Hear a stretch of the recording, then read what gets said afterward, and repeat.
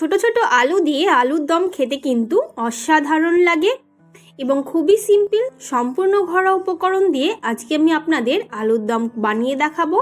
By the way, আপনারা দেখছেন ডাকোয়ার রান্নাঘর, আর সঙ্গে আছি আমি প্রিয়াঙ্কা। আর আজকের রেসিপি আলুর দম। আলুর দম বানানোর জন্য প্রথমেই আপনাকে ছোট ছোট আলুগুলো বয়েল করে নিতে হবে 20%। আমি এখানে আলুর ছোকলাটা ফেলে দিয়েছি, আপনারা চাইলে এর ছোলাটা শুদ্ধ করতে পারেন। নতুন আলুর ছোলা কিন্তু একদম পাতলা হয়, সুতরাং সেটা মুখে পড়লে কিন্তু একদমই কোনো প্রবলেম হবে না, তাই আপনারা চাইলে এটা নাও ফেলতে পারেন। এরপরে এটাকে জলটা ঝরিয়ে নিতে হবে। তারপরে একটি কড়াই খুব ভালো করে গরম করে এর ভিতরে দিয়ে দিতে হবে পরিমাণ মতন সর্ষের তেল। আর তেলটাও খুব ভালো গরম হয়ে গেলে এর ভিতরে দিয়ে দিতে হবে কিছু ফোড়ন। তাই ফোড়নে প্রথমেই আমি দিচ্ছি 1 টিস্পুন গোটা জিরে, আর সঙ্গে দিচ্ছি আমি 2 টুকরো দারচিনি, আর সব শেষে দিয়ে দেবো আমি 4টে গোটা এলাচ। আর এলাচটাকে অবশ্যই একটু ফাটিয়ে দেবেন।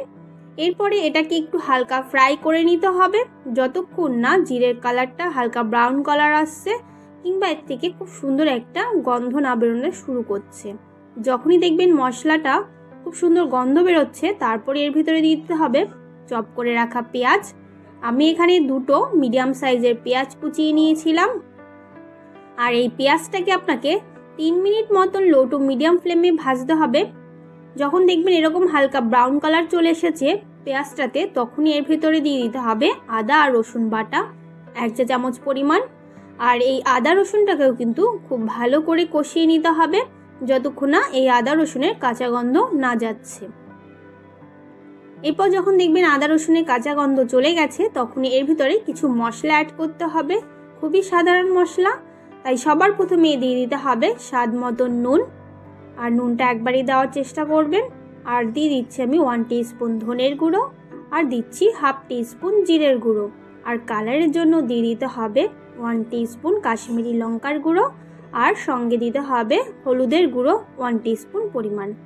আর এই মশলাটা দেওয়ার পরে কিন্তু খুব বেশিক্ষণ কষাতে হবে না, জাস্ট 15 থেকে 20 সেকেন্ড মতো নাড়িয়ে চাড়িয়ে কষিয়ে নিলেই হবে। খুব বেশি কষালে কিন্তু কালারটা কালচে রঙের চলে আসবে।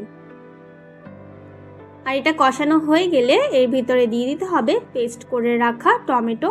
আমি এখানে একটা বড় সাইজের টমেটো নিয়েছিলাম, আর আপনারা চাইলে টমেটোটাকে কিন্তু কুচিয়েও দিতে পারেন। আর এই টমেটোটাকেও কিন্তু খুব ভালো করে কষিয়ে নিতে হবে। যখন দেখবেন টমেটো থেকে তেল ছাড়তে শুরু করবে, তখনই ভাববেন যে টমেটোটা আপনার কষানো হয়ে গেছে। আর এই টমেটো কষানোর সময় অতি অবশ্যই লো টু মিডিয়াম ফ্লেমে রাখতে হবে।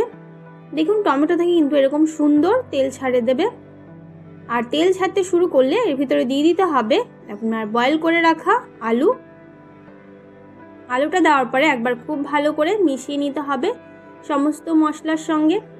আমি কিন্তু এই আলুর ভিতরে খুব বেশি কিন্তু মশলা ব্যবহার করব না। আর এইটা মেশানো হয়ে গেলে এর ভিতরে দিয়ে দেবো আমি কাসুরি মেথি 2 টিস্পুন পরিমাণ।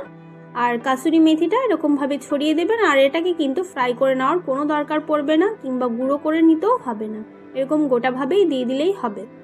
আর কাসুরি মেথিটা দেওয়ার পরে কিন্তু আলুটাকে খুব ভালো করে ধৈর্য নিয়ে কষাতে হবে। মিনিমাম আপনাকে 7 থেকে 8 মিনিট কিন্তু এই আলুটাকে খুব ভালো করে কষিয়ে নিতে হবে। আর এই আলু কষানোর সময় অবশ্যই লো টু মিডিয়াম ফ্লেমে রাখবেন। হাই ফ্লেমে রাখলে কিন্তু আলুটা পুড়ে যাবে, সেক্ষেত্রে কিন্তু খেতেও ভালো লাগবে না। আর আলু কষানো হয়ে গেলে এর ভিতরে দিয়ে দিতে হবে পরিমাণ মতন জল। আমি কিন্তু এই আলুতে খুব বেশি গ্রেভি করব না, এটা কিন্তু একটু মাখা মাখা করব, তাই আমি এখানে জলের পরিমাণটা একটু কম দিয়েছি। আর আপনারা যদি বেশি ঝোল পছন্দ করেন, সেক্ষেত্রে জলের পরিমাণটা একটু বাড়িয়ে দেবেন।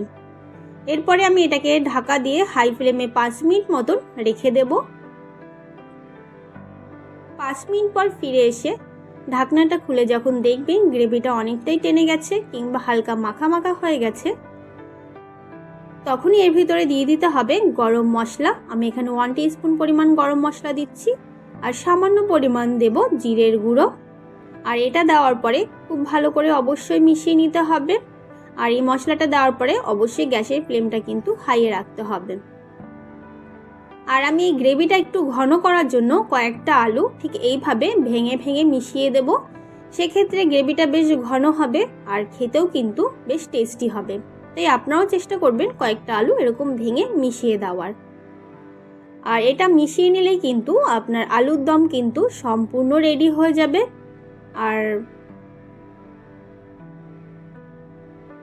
আর আপনারা যদি ধনেপাতা পছন্দ করেন সেক্ষেত্রে কিন্তু কিছুটা ধনেপাতা কুচিও কিন্তু ছড়িয়ে দিতে পারেন, তাহলে কিন্তু খেতেও কিন্তু বেশ ভালো লাগবে।